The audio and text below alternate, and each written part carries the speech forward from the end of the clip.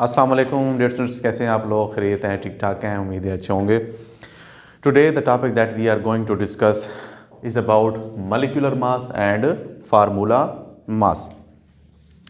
These both terms are used in chemistry for calculation of different various masses of molecules. So first is the molecular mass is the name indicate molecular mass, that it is a mass of molecule.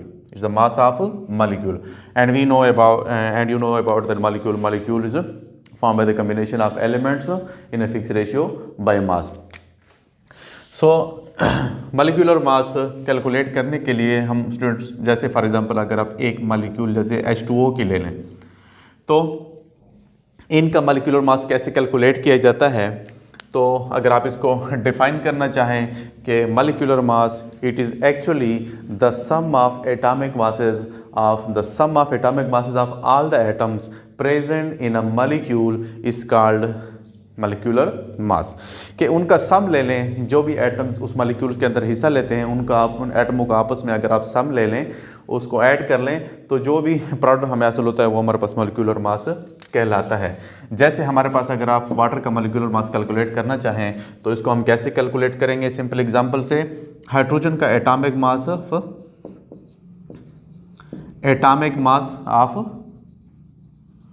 Hydrogen हमारे पास क्या होता है? हमारे पास 1 होता है। इसी तरह atomic mass of oxygen जो है वो हमारे पास कितना है? हमारे पास 16। इसके साथ हम AMU लिखते रहे, एटॉमिक मास यूनिट इसको कहते हैं।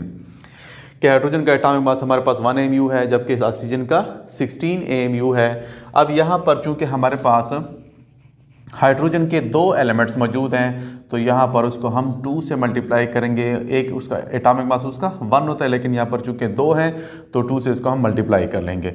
दरमियान में प्लस का निशान, सम लेना होता है हमें। इसी तरह ऑक्सीजन का एक एलिमेंट है तो उसको हम 1 लिखेंगे, और उसका एक एटम का जो हमारे पास मास है वो है 16, तो 16 से इसको मल्टीप्लाई कर दें। अब 2 1s are 2 and 16 1s are 16, तो यहाँ पर 2 + 16 will be equal to 18 AMU. This mass is called molecular mass of molecule such as water. इस तरह आप डिफरेंट किस्म के मॉलिक्यूल्स का आप मोलिकुलर मास कैलकुलेट कर सकते हैं। जैसे अगर आप HCl का ले लें तो हमारे पास हाइड्रोजन का भी आपने पता कि उसका 1 एटॉमिक मास होता है। क्लोरीन का जैसे हमारे पास पीरियोडिक टेबल के अंदर आप चेक कर लें तो 35.5 इसका एटॉमिक मास होता है, और इनको ऐड करने से हमारे पास मोलिकुलर मास 36.5 AMU निकलता है HCl का। इसी तरह कार्बन डाइऑक्साइड का, HNO3 का, किसी भी कंपाउंड्स का आप कैलकुलेट कर सकते हैं। जैसे कार्बन डाइऑक्साइड अगर आप ले लें तो हमारे पास चूंकि एक कार्बन है यहाँ पर, तो 1 × 12, क्योंकि 12 एटॉमिक मास होता है कार्बन का।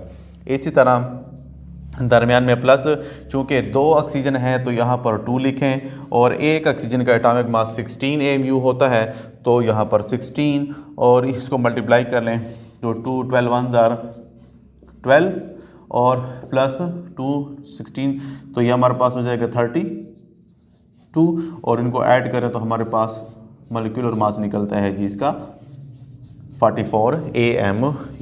उसके बाद हमारे पास फार्मूला मास की तरफ आ जाएं तो फार्मूला हमारे पास मास होता है मोस्टली उन कंपाउंड्स के लिए यूज़ किया जाता है जो कि आयनिक कंपाउंड्स होते हैं।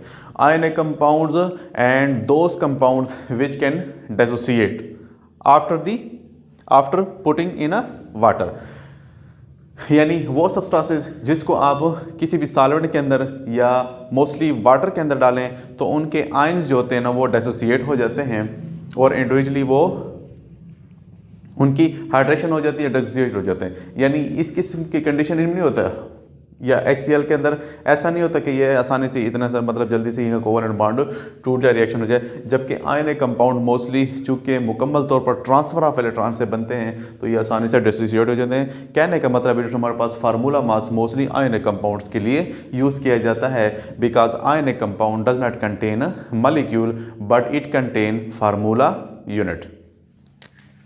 तो फार्मूला मास कैलकुलेट करने के लिए भी बिल्कुल उसी तरह की डिफिनेशन है कि sum of atomic masses of all the atom present in a formula unit is called formula mass and it is use for mostly ionic compound. जैसे फॉर एग्जांपल आप NaCl को ले लें, हमारे पास सोडियम क्लोराइड एक ionic compound है। Sodium का atomic mass चूँकि 1 है, हमारे पास सोडियम यहाँ पर 1 एलिमेंट है और इसका एटॉमिक मास डियर हमारे पास 23 होता है। इसी तरह क्लोरीन हमारे पास चूँकि एक ही एलिमेंट है और इसका भी हमारे पास एटॉमिक मास अभी हम कैलकुलेट किए थे, तो पीरियोडिक टेबल के अंदर ये 35.5 की शक्ल में हमें मिलता है। और इनको भी डियर स्टूडेंट्स ऐसे ऐड करने से हमारे पास इसका फार्मूला मास निकल आता है। बहुत ही बिल्कुल सिंपल तरीके से है, लेकिन अक्सर स्टूडेंट इसको कंफ्यूज कर देते हैं, तो इसमें आप कंफ्यूज ना रहें। फार्मूला मास हम यूज़ करते हैं आयनिक कंपाउंड्स के लिए, जबकि मॉलिक्यूलर मास को यूज़ करते हैं मॉलिक्यूल्स के लिए। उम्मीद है इंशाल्लाह आपको टॉपिक की समझ आ गई होगी। किसी भी चीज़ का अगर मसला हो तो आप मुझे कमेंट करके लाजिम बताएं, इंशाल्लाह उसका भी फार्मूला मास या मॉलिक्यूलर मास कैलकुलेट करके देंगे। आप लोगों को बहुत बहुत शुक्रिया। Thank you so much.